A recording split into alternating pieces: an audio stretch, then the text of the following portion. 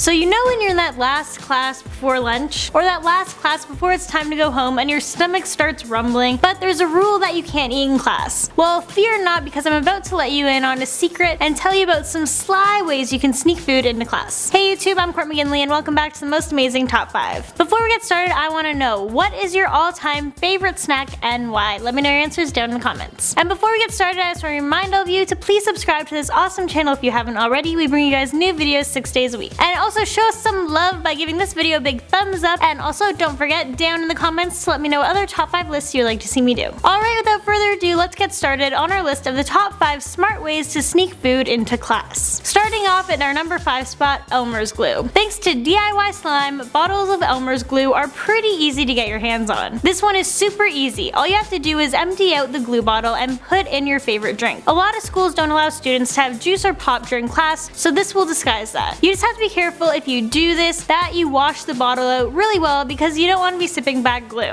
Yeah, that wouldn't taste too good. This also might be something you don't want to do in the eyesight of anyone regardless, because it's gonna look pretty weird if you're sucking on a glue bottle. Yeah, you don't want to be that kid. In at number 4, marker box. Another great place to hide snacks is in a crayon or marker box. You can fit so many snacks in there, like lollipops, cheese strings, candy bars, cookies, crackers, grapes. The list goes on and on. Heck, even a sandwich could fit in the marker box. You just have to be very sneaky if you're attempting to eat an entire sandwich during class. There's a lot of opportunities to be caught with that one. At number 3, water bottle. Now this one is clever. Not something most people would think of, and definitely a place where no teacher would ever check. For this one, all you need is a non-transparent, reusable water bottle. You could easily find one of these at the dollar store or Walmart. And they come in a variety of different sizes, which is nice. Then all you have to do is go home and fill it with a snack. The next day, put it on your desk, and since it's not a see-through water bottle, your teacher isn't going to know about all the delicious snacks you have stored in there. And when you think about it, this works for number 5 too. Instead of using a glue bottle, you could just use a water bottle.